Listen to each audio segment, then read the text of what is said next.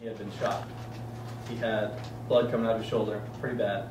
My mom screamed, and immediately we were basically sitting right at the front door, and we knew something was dramatically wrong.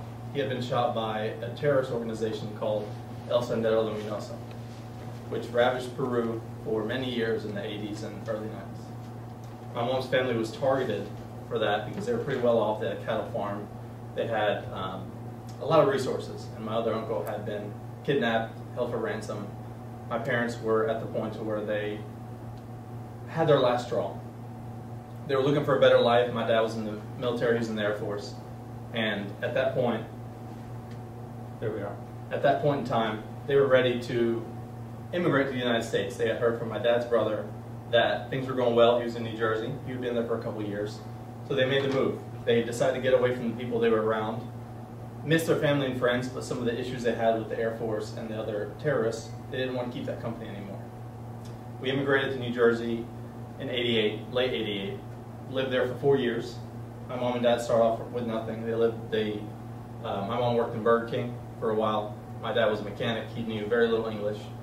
And we moved down to North Carolina, and they ended up making their way up. My dad got his MBA. My mom is a supervisor at that same facility now.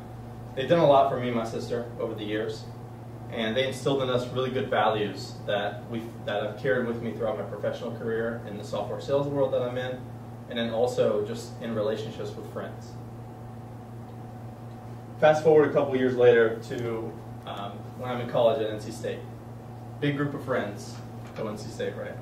Big group of friends I've had since high school, and you don't find that too often. You have such a good group of friends that you can keep in touch, stay together with, and really bond with over time, and really trust in them and be similar to them in terms of growing your relationships and having the same values.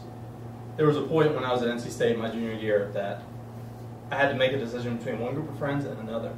Some of them started getting into some recreational drugs that eventually led into hard drugs, and they stopped focusing on school as a whole. That wasn't for me.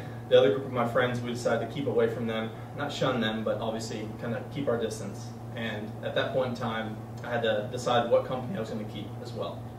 It led to much greater relationships that I have with those current group of friends than I had now. We've grown together. We're all fairly successful young adults, and it's been really great for us to really keep in touch all along the way.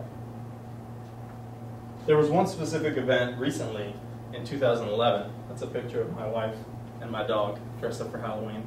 We had a Halloween party at my home, 2011. We invited 10 or 12 of our good friends, and we usually all have a good time, usually invite friends that have similar values. One of those friends that we have been kind of keeping away from a little bit more, kind of when you become friends with somebody, as I'm sure you all know, relationships sometimes dwindle, and this was kind of that situation. His wife brought her sister, who we had never met. Wasn't the most polite person in the world when she came to the door, but we got by it, you know, we had a good time. We found out later that she had made one of the other girls cry, one of our friends, and she left early because of that. We decided that we didn't want to keep that company anymore. Because of that, we ended a relationship, but we've become a lot closer to the other people in our group because of that. And believe it or not, that same couple is no longer even keeps in touch with our entire group of friends anymore. It can be hard at times to figure out, you know, if you're going to end a relationship, if you're going to get rid of some of the company that you keep, and kind of shy away from what they're doing. But you have to realize that you have to put things to an end at a certain point. And I'm sure some of you have dealt with that in the past. People at a certain point don't do any good for you, then they do bad for you, right? You don't want to be like them, they don't have the same values. And we came to a point to where we had to end that relationship. Just like when my father instilled in me at the beginning, you don't hang out with people that you don't want to be like moving forward. That was a lesson I learned on that specific event. The company you keep is who you're going to end up being like. Thank you.